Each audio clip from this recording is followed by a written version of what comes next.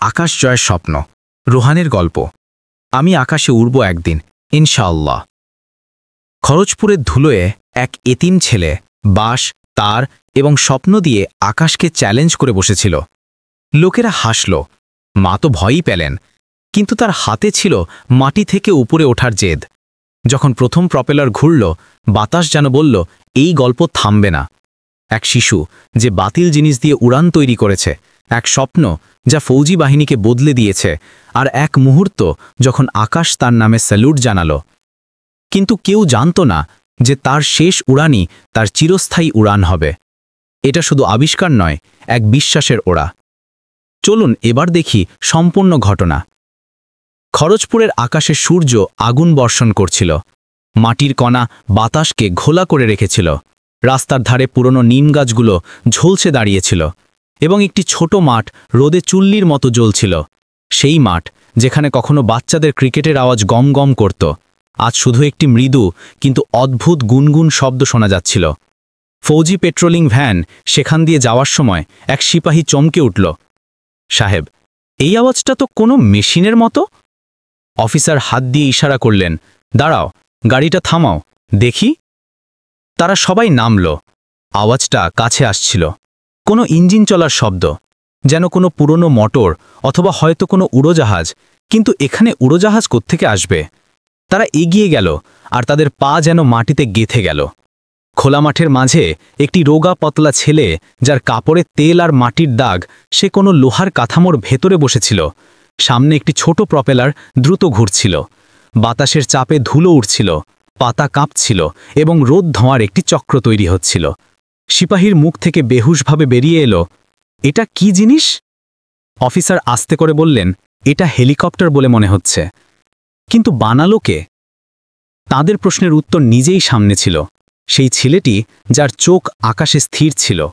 আশেপাশে সব কোলাহল থেকে বেখবর, শুধু নিজের স্বপ্ন নিয়েই বাঁচছিল বলে মনে হলো। সে ছিল রোহান, শকুন্তলা আশ্রমের এক অনাথ ছেলে। বয়স মোটে 12 বছর, কিন্তু মুখে পোক্ত বিশ্বাস। ঘাম তার কপাল থেকে ঝরছিল, কিন্তু সে হাত থামাচ্ছিল না। ইঞ্জিনের আওয়াজ বাড়তে থাকল এবং প্রপেলার যেন পুরো বাতাসকে চিরে দিল। আকাশের নিচে সেই মুহূর্তে এক এতিম এবং বাতাস মুখোমুখি ছিল, আর পৃথিবী সাক্ষী হতে যাচ্ছিল। কিন্তু এই মুহূর্তটি যদি বিস্ময়ের হয়, তবে এর পিছনে লুকিয়েছিল বছরের পর বছর নীরবতা, একাকিত্ব আর ঠাট্টা। রোহানের বাবা মা এক দুর্ঘটনায় মারা গিয়েছিলেন। সে কখনো তাদের মুখ দেখেনি, শুধু মা শকুন্তলার কাছে শুনেছিল, তোর বাবা মিস্ত্রি ছিল বাবা, ভাঙা জিনিস জোড়াত, হয়তো সেই নেশাই তোর রক্তে বইছে। তখন থেকে সে আশ্রমের ভাঙা দেয়ালগুলোর মাঝে স্বপ্ন জোড়া শুরু করল। অন্য বাচ্চারা বল খেলত, চিৎকার করত, আর সে চুপচাপ স্টোর রুমের পেছনে বসে থাকত। যেখানে অন্যরা বাতিল জিনিস দেখত, সেখানে সে সম্ভাবনা দেখত। পুরনো সাইকেলের চেন, পাখার মোটর, ব্যাটারির তার, জ্বলে যাওয়া বাল্বের ফিলামেন্ট, সবই ছিল তার কাছে ধনসম্পদ। যখনই মা তাকে বকুনি দিতেন, এইগুলো নিয়ে যা বাবা, আশ্রমে একদিন আগুন লেগে যাবে, সে হেসে বলতো, আগুন নয় মা, আলো হবে। রাতে যখন বাকি বাচ্চারা ঘুমিয়ে পড়ত, সে চুপি চুপি ছাদে উঠে যেত। আকাশের নিচে তারাদের মাঝে বসে ভাবত, ইস, যদি আমি উঠতে পারতাম। সেই মুহূর্তগুলোতেই নীরবতা তার বন্ধু হয়ে গিয়েছিল। একবার আশ্রমে আসা এক স্বেচ্ছাসেবক তাকে বলেছিল, বাবা, যারা স্বপ্ন দেখে তারা পাগল নয়, তারা শুধু সময়ের চেয়ে এগিয়ে থাকে। এই বাক্যটি রোহানের ভেতরে আগুন জ্বালিয়ে দিল। সেদিন থেকে সে নিজের সাথে প্রতিজ্ঞা করল, আমি আকাশ থেকে পৃথিবীকে দেখব। সে তার পুরনো কপির শেষ পাতায় লিখেছিল, যখন সবাই মাটি দেখে, তখন কেউ একজন আকাশ জয় করে। একদিন সে ভাঙাচড়া জিনিসের মধ্যে একটি পাখার মোটর খুঁজে পেল। সেটিকে ব্যাটারির সাথে জড়ল, সুতো বাঁধল এবং একটি কৌটোর ঢাকনা লাগিয়ে দিল। যেই কানেকশন দিল, ঢাকনাটা ঘুরতে শুরু করল। বাতাসের ঝাপটা তার চুল উড়িয়ে দিল। সে চিৎকার করে উঠল, এটা কাজ করছে। তারপর হঠাৎ ধোঁয়া উঠল, মোটরটি জ্বলে গেল, হাত ঝলসে গেল, কিন্তু সে হাসছিল। যদি জ্বলে উঠেই উড়ান শুরু হয়, তবে আমি 1000 বার জ্বলব। সন্ধ্যায় যখন মা জিজ্ঞেস করলেন, কি বানাচ্ছিলিস তুই? রোহান আকাশের দিকে তাকিয়ে বলল, পাখি, যা মাটি থেকে উপরে নিয়ে যাবে। আশ্রমের বাচ্চারা শুনে হো হো করে হেসে উঠল, এই পাগলটা উঠতে চলেছে। কিন্তু সে ঘুরে উত্তর দিল না, শুধু আকাশের দিকে তাকিয়ে বলল, আজ ওরা হাসছে, কাল দেখবে আর সেই মুহূর্তে কেউ অনুভব করেনি যে সেই ছোট এতিমের হাতে ভবিষ্যতের তারিখ লেখা হচ্ছিল। খরচপুরের অনাথাশ্রমের পিছনে একটি ভাঙা দেওয়ালের সাথে লাগোয়া একটি ছোট ঘর ছিল। না আলো, না বাতাস, শুধু একটি বাল্ব যা কিছুদিন পরপর মিটমিট করত। অন্য বাচ্চাদের কাছে সেই ঘরটা অকেজো ছিল, কিন্তু রোহানের জন্য সেটাই ছিল পৃথিবীর সবচেয়ে মূল্যবান জায়গা। তার কাছে সেটা ভাঙাচড়া জঞ্জালের আস্তনা নয়, বরং স্বপ্নের গবেষণাগার ছিল। সেই ঘরে সবকিছু এলোমেলো পড়েছিল। ভাঙ্গা ঘড়ির গিয়ার, পুরনো পাখার ব্লেড, মোটা তার, মোটরের কৌটো, টিনের টুকরো আর একটি পুরনো সাইকেলের চেন। দেওয়ালে তার নিজের হাতে আঁকা স্কেচগুলো সাঁটা ছিল। একটি অদ্ভুত মেশিন যার নিচে সে লিখেছিল, প্রথমে সবাই হাসবে, তারপর জিজ্ঞেস করবে আমি এটা কিভাবে করলাম। রোহানের ভেতরে দিনরাত একটাই কথা বাজত, আমি উড়ব। কিন্তু উড়ান মানে শুধু আকাশ ছিল না, তার কাছে উড়ান ছিল জীবনের উপহাস, দারিদ্র্য এবং অবিশ্বাস থেকে উপরে ওঠার নাম। এক সন্ধ্যায় যখন বাকি বাচ্চারা উঠোনে খেলছিল, সেই ঘরে একটি খারাপ জলের মোটরের কাছে ঝুঁকে বসেছিল। ঘাম তার গাল বেয়ে পড়ছিল, হাতে তেল, আঙুলে কাটা, কিন্তু চোখে ছিল আগুন। সে বারবার তার জোড়া তার বলতো, শুধু একবার চল না, আমি জানি তুই উড়তে পারিস। তারপর হঠাৎ মোটরটি ঘুরতে শুরু করল। একটি মৃদু গুনগুন শব্দ, যেন স্বপ্ন প্রথম নিঃশ্বাস নিল। রোহানের চোখে ঝলক দেখা গেল। সে হাসল, জোরে হাসল। এটা কাজ করছে, এটা কাজ করছে মা।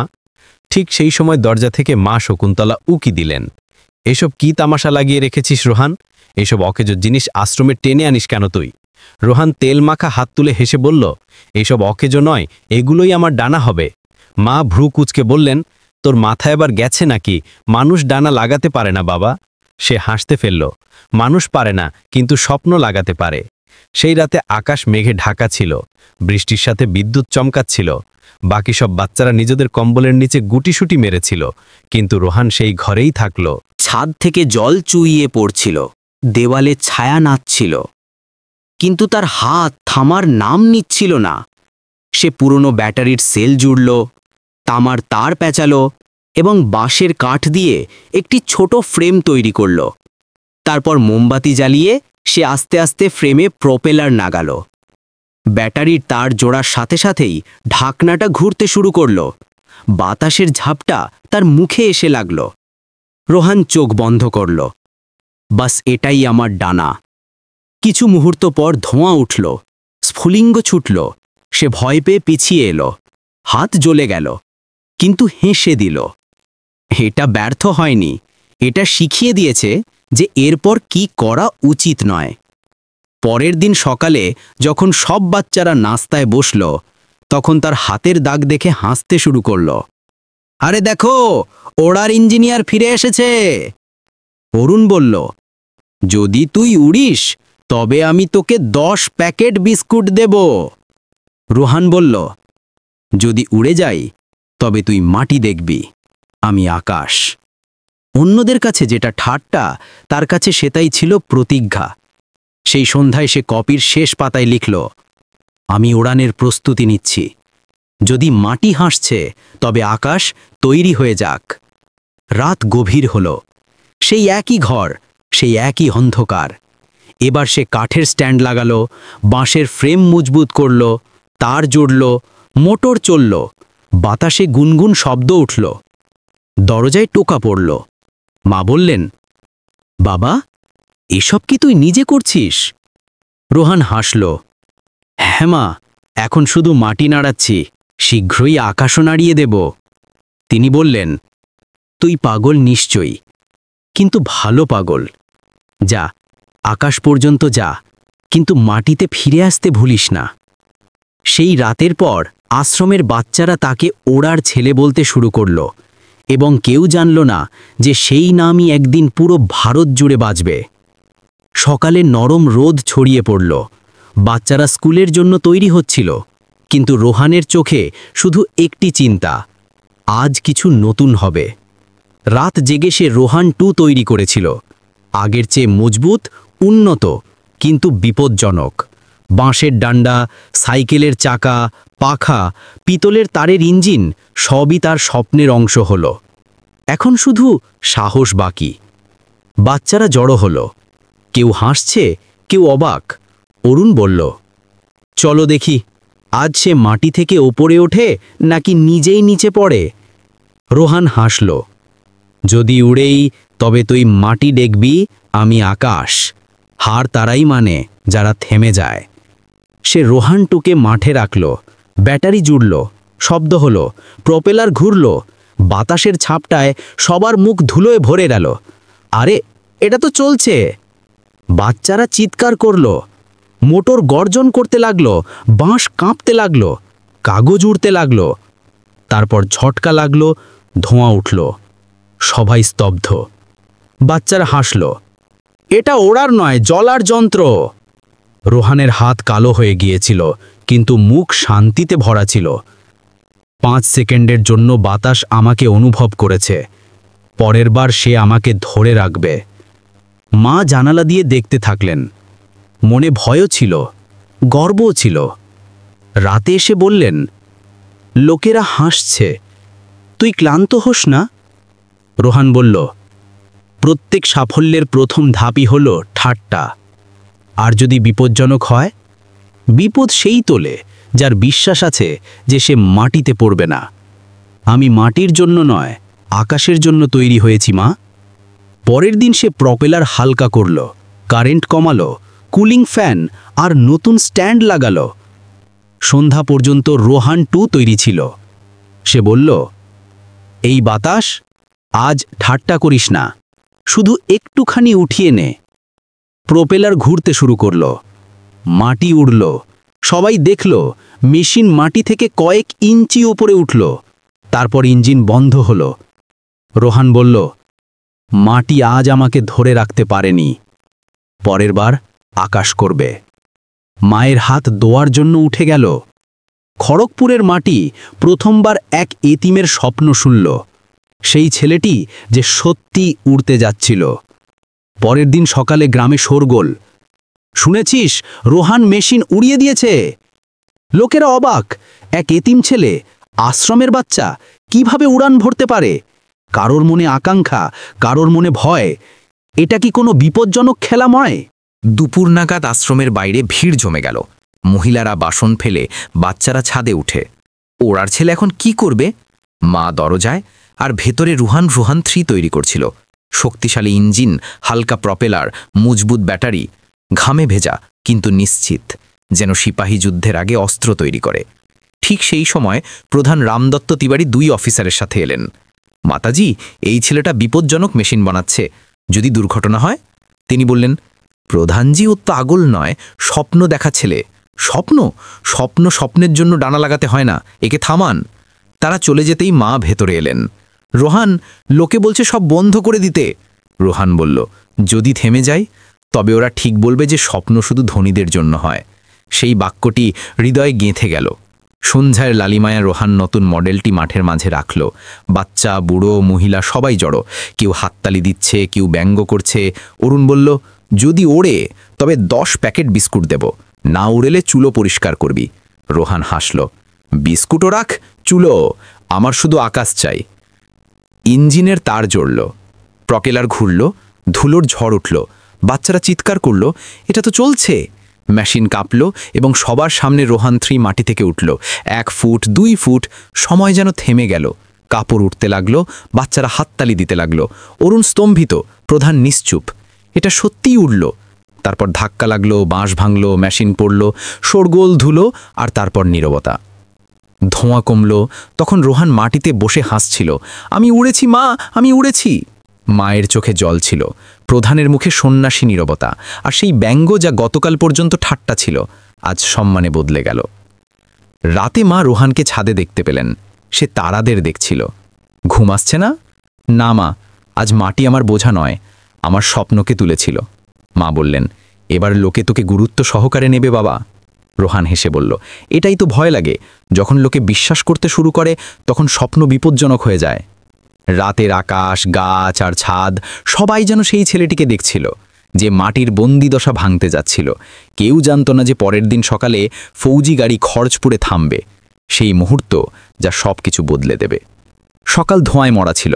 আশ্রমের দরজায় ফৌজি জিপ থামল, ধুলো উড়ল এবং 2 উর্দি পরা জবান নামলেন। গম্ভীর চেহারার সাথে একজনের কাঁধে স্টার, অন্যজনের হাতে ফাইল। গ্রামবাসী দৌড়ে এলো, ফৌজ এসে গেছে, এবার এই ছেলেটাকে ধরে নিয়ে যাবে। মা যিনি বারান্দায় জব করছিলেন চমকে উঠলেন, জয় হরি, এ কি হচ্ছে? এক সিপাহী বললেন, খবর পেয়েছি যে এখানে একটি ছেলে ফৌজি ড্রোনের মতো মেশিন ওড়ায়, আমাদের তদন্ত করতে হবে। মা বললেন, রোহান তো শুধু যন্ত্রাংশ জোড়ে, কিছু ভুল করেনি। আমরা শুধু দেখতে চাই মাতাজি। তারা ভেতরে গেল। রোহান 3 ভাঙা যন্ত্রাংশ গোছাচ্ছিল, ধুলো, তেল আর তার ছড়ানো ছিল। অফিসার মৃদু হাসির সাথে বললেন, এইসব তুই বানিয়েছিস? কেন? রোহান উত্তর দিল, কারণ আকাশ কখনো অস্বীকার করেনি, শুধু সুযোগ দেয়নি। সিপাহী বললেন, সাহেব, এই ছেলে পাগল নয়, প্রতিভাবান। অফিসার বললেন, প্রতিভা যদি উদ্দেশ্যর সাথে যুক্ত হয় তবে দেশ বদলে দেয়। যদি আমরা তোকে আমাদের ওয়ার্কশপে নিয়ে যাই যেখানে আসল যন্ত্রাংশ আছে, তবে তুই কি করতে পারবি? রোহানের চোখে আলো ঝলকে উঠল, তখন আমি মাটিতে নয়, আকাশে বানাবো স্যার। ঠিক সেই সময় প্রধান রামদত্ত তিওয়ারি ভেতরে এলেন। আমি বলেছিলাম না এই ছেলে বিপজ্জনক জিনিস বানায়? অফিসার বললেন, প্রধানজি, এ বিপজ্জনক নয়, মূল্যবান। আপনার গ্রামে এমন ছেলে আছে যে আকাশকে চ্যালেঞ্জ জানাচ্ছে, আর আপনি তাকে ভয় দেখাচ্ছেন। প্রধানের মুখে লজ্জা নেমে এলো। অফিসার মাকে বললেন, আমরা একে কিছুদিনের জন্য আমাদের সাথে নিয়ে যেতে চাই। আমাদের বেসে ইঞ্জিনিয়ার আছেন। মায়ের চোখে জল এসে গেল। ও কখনো আশ্রমের বাইরে যায়নি, একা। অফিসার নরম হয়ে বললেন, এখন আর ও একা থাকবে না মাতাজি, এখন ও ভারতের ছেলে। রোহান চুপ করে দাঁড়িয়েছিল, মনে খুশিও ভয়ও। স্যার, আমি কি কখনো ফিরে আসতে পারবো? অফিসার হাসলেন, ফিরে তো সবাই আসে, কিন্তু তুই মাটিতে নয়, নিজের স্বপ্নগুলো পূরণ করে ফিরে আসবি। কয়েক ঘন্টা পর যখন জিপ রওনা হলো, পুরো গ্রাম রাস্তার ধারে দাঁড়িয়েছিল। বাচ্চারা হাত নাড়ছিল, মহিলারা দোয়া দিচ্ছিল। মা তাকে পুরনো কপিটি দিলেন। এতে তোর স্বপ্ন আছে, এগুলোকে কখনো মরতে দিস না। রোহান বইটি বুকে চেপে ধরল, চোখে জল, মনে সংকল্প। জিপ দূরে যেতে থাকল, সূর্য উজ্জ্বল হতে থাকল। রোহান জানালা দিয়ে দেখল গ্রামের ছাদগুলো ছোট হয়ে যাচ্ছে। মনে আওয়াজ উঠল, এই প্রথম দিন যখন আমি মাটি থেকে একটু উপরে উঠলাম।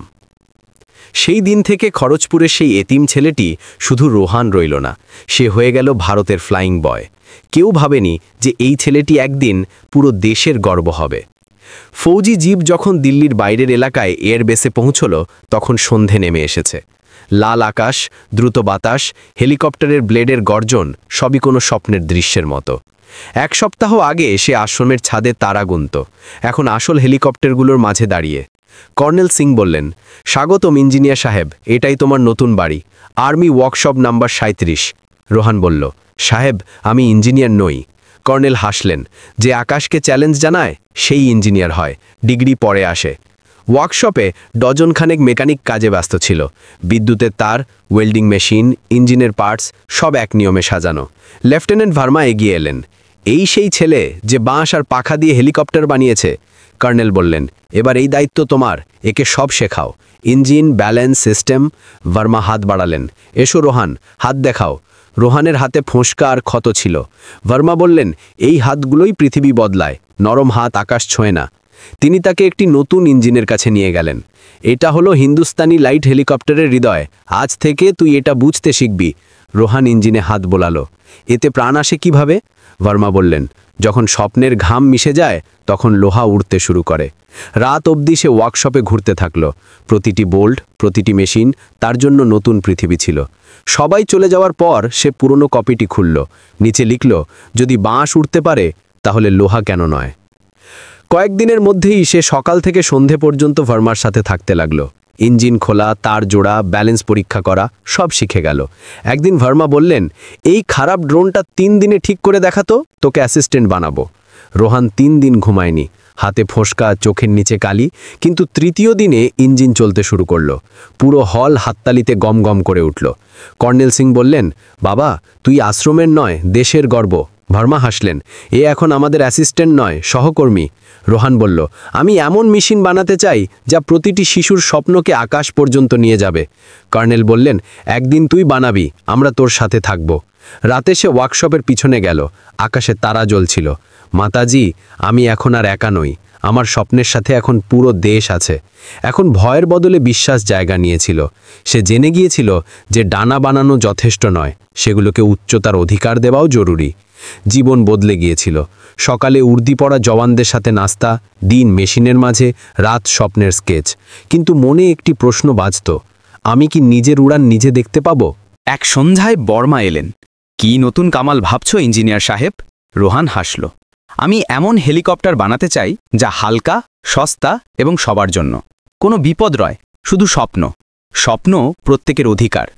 বর্মা বললেন, এমন পরিকল্পনা তো ফৌজেও ভাবা হয়নি। রোহান হাসল। তবে আমরাই ভেবেনি স্যার। বর্মা বললেন, নাম রাখো। রোহান বলল, প্রজেক্ট আশা। উৎসাহ। আশাই প্রথম ডানা। পরের দিন দুজনে গোপন অংশে কাজ শুরু করল। এবার আসল যন্ত্রপাতি ছিল aluminium sheet, carbon fibre pipe, শক্তিশালী মোটর এবং নতুন ব্যাটারি। বর্মা হিসাব করতেন আর রোহান তার স্বপ্নকে আকার দিত। দুজনেই রাতে লুকিয়ে কাজ করত, যাতে ব্যঙ্গকারীরা কিছু জানতে না পারে। বর্মা প্রায় বলতেন, পৃথিবীর স্বপ্ন দেখাদের ওপর হাসে যতক্ষণ না তারা আকাশ ছোঁয়, তাই নীরব থাকা ভালো। রোহানের হাত দিনরাত কালো থাকত, কিন্তু মনে এক অদ্ভুত শান্তি ছিল। অবশেষে সে একটি ছোট প্রোটোটাইপ তৈরি করল। 3 ফুটের ফ্রেম, 2টি প্রপেলার এবং নিচে ব্যাটারি ইউনিট। যখন প্রথমবার ইঞ্জিন জুড়ল, তখন ওয়ার্কশপে মৃদু গুনগুন শব্দ উঠল। মোটর বাতাসকে নাড়িয়ে দিল এবং মেশিন কয়েক ইঞ্চি উপরে উঠল। রোহানের নিঃশ্বাস বন্ধ হয়ে গেল। বর্মা বললেন, এটা শুরু বাবা, পরের বার এটা তোকে উপরে তুলবে। সেই সন্ধ্যায় কর্নেল সিং দুজনকেই ডাকলেন। আমি খবর পেয়েছি যে তোমরা রাতে গোপন পরীক্ষা করছো, যদি দুর্ঘটনা হয়। রোহান উত্তর দিল, সাহেব, আমরা সতর্কতা অবলম্বন করি। এটা আমার স্বপ্ন, আমি থামতে পারি না। কর্নেল কিছুক্ষণ ভাবলেন এবং বললেন, স্বপ্ন অপরাধ নয়, কিন্তু দায়িত্ব ছাড়া বিপদ হয়ে যায়। একটা সুযোগ দিচ্ছি, যদি এই পরীক্ষা নিরাপদ হয় তবে পুরো ফৌজের সমর্থন তোমরা পাবে। পরের দিন থেকে প্রজেক্ট আশা আনুষ্ঠানিকভাবে পরীক্ষায় প্রবেশ করল। ফৌজি মেকানিকরাও যোগ দিতে শুরু করল। এখন এটা একটা শিশুর স্বপ্ন নয়, একটি প্রতিষ্ঠানের স্বপ্ন হয়ে উঠেছিল। রোহান প্রতিটি অংশ নিজে জুড়ত। তার জন্য এটা শুধু মেশিন ছিল না, বরং তার বাবার স্মৃতি এবং মায়ের আশীর্বাদ ছিল। এক রাতে বর্মা এবং রোহান শেষ পর্যায়ে পৌঁছালেন। প্রজেক্ট আশার রূপালী দেহ চাঁদের আলোয় ঝলমল করছিল। রোহান বলল, এটা আমার নয়, সবার স্বপ্ন। যার মনে আকাঙ্ক্ষা আছে সেই উঠতে পারে। বর্মা বললেন, তবে ওর বাবা, কাল সকালে পরীক্ষা। সকালে বেসের মাঠে সবাই জড়ো। প্রজেক্ট আশা রোদে ঝালমল করছে। কর্নেল, মেকানিক, সিপাহী সবাই অবাক। রোহানের হাত কাঁপছিল, কিন্তু মন নিশ্চিত। বর্মা হাসলেন, আকাশের সাথে কথা বলে নে, সে তোর পুরনো বন্ধু, তাই না? ইঞ্জিন গর্জন করতে লাগল। প্রপেলার বাতাস চিরে দিল। মাটি উড়তে লাগল। লোকেরা পিছিয়ে গেল। রোহান আকাশের দিকে তাকালো। প্রজেক্ট আশা, ওড়! মেশিন কাঁপল, তারপর মাটি থেকে উঠল। প্রথমে কয়েক ইঞ্চি, তারপর 1 ফুট, তারপর 2 ফুট। ভিড় থেকে আওয়াজ উঠল, এটা উড়ল! রোহানের হেলিকপ্টার উড়ল! কর্নেল সিংয়ের মুখে গর্ব, বর্মার চোখে জল। রোহান শুধু হাসছিল। আশা তার ডানা খুলে দিয়েছে স্যার। সেই মুহূর্তে আকাশ যেন থেমে গেল। একটি এতিম আজ আশার পাইলট হয়ে উঠেছিল। সকালে সূর্য বেসের কাছে ঝিকমিক করছিল। প্রজেক্ট আশার মাঠে উৎসবের মেজাজ। উর্দি পড়া জওয়ান, মেকানিক, অফিসার সবাই একে অন্যকে বলছিল, এই ছেলেটা সত্যি সত্যি উড়ল। কর্নেল সিং বললেন, আজ এই বেস নয়, ইতিহাস কথা বলছে। রোহান মেশিনের কাছে দাঁড়িয়েছিল। নিঃশ্বাস ক্লান্ত, কিন্তু চোখে আলো। কর্নেল বললেন, সাবাস বাবা, তুই করে দেখালি। কিন্তু আসল সাফল্য সেটাই যা অন্যদের জন্য রাস্তা খুলে দেয়। রোহান উত্তর দিল, স্যার, আশা আমার নয়, সবার স্বপ্ন। এটাকে প্রতিটি স্কুল, প্রতিটি আশ্রম, প্রতিটি গ্রাম পর্যন্ত পৌঁছাতে হবে। কিছুক্ষণ পর কেউ মোবাইল দিয়ে ভিডিও করল। রোগা পাতলা ছেলেটি উর্দিতে, হেলিকপ্টারের সামনে এবং বাতাসে ওড়া সেই মুহূর্ত। কয়েক ঘন্টার মধ্যে ভিডিওটি ভাইরাল হয়ে গেল। খবরের কাগজে শিরোনাম ছিল, এতিম ছেলে বানালো দেশের প্রথম গার্হস্থ্য হেলিকপ্টার। প্রজেক্ট আশা, ভারতের নতুন তারা। টিভি চ্যানেলে ব্রেকিং নিউজ, খড়গপুরে সেই ছেলেটার সাথে দেখা করুন যে বাস দিয়ে স্বপ্ন শুরু করেছিল এবং এখন আকাশ জয় করেছে। সেই সন্ধ্যায় প্রতিরক্ষা মন্ত্রকের মিটিং হল। সেক্রেটারি বললেন, এই ছেলেটি শুধু ইঞ্জিনিয়ার নয়, একটি আন্দোলন। আমাদের একে দেশের সাথে জুড়তে হবে। কয়েক ঘন্টা পর ঘোষণা হলো, রোশান শর্মাকে সরকারি স্কলারশিপ দেওয়া হয়, যাতে সে নিজের শিক্ষা ও আবিষ্কার চালিয়ে যেতে পারে। এয়ারবেসে উৎসব ছিল, কিন্তু রোহান চুপচাপ বসেছিল। বর্মা এলেন, কি ব্যাপার? পুরো ভারত তোর নাম জানে আর তুই চুপ? রোহান বলল, আমার গর্ব নয়, ভয় হচ্ছে। যখন স্বপ্ন খবর হয়ে যায়, তখন লোকে সেগুলোকে গল্প ভেবে নেয়। আমি চাই আশা উৎসাহ হোক, শুধু শিরোনাম নয়। বর্মা বললেন, হবে, আমরা তোকে একা ছাড়ব না। রাতে সে মাঠে গেল। আকাশে তারা জ্বলছিল। সে আশার ধাতব ডানায় হাত বোলালো এবং বলল, কাল পর্যন্ত আমি মাটি থেকে ওড়ার স্বপ্ন দেখতাম। আজ মাটির লোকেরা আকাশ দেখছে। পরের দিন সকালে ফৌজি জিপ থামল। এক উচ্চপদস্থ অফিসার নামলেন, সাদা উর্দি, কাঁধে সোনালি ব্যাজ। কর্নেল সিং বললেন, ইনি হলেন এয়ার মার্শাল রাজীব মেনন, প্রতিরক্ষা মন্ত্রক থেকে বিশেষভাবে এসেছেন। রাজীব বললেন, তবে তুই সেই ছেলে যে বাঁশ আর স্বপ্ন দিয়ে আকাশ নাড়িয়ে দিল? রোহান বলল, জি স্যার, কিন্তু আমি এখনো শিখছি। রাজীব হাসলেন, যদি এটা শেখার সময় হয় তবে বিশেষজ্ঞ হয়ে তুই কি করবি? তিনি প্রজেক্ট আশার তদারকি করলেন। এই ডিজাইনটি অসাধারণ।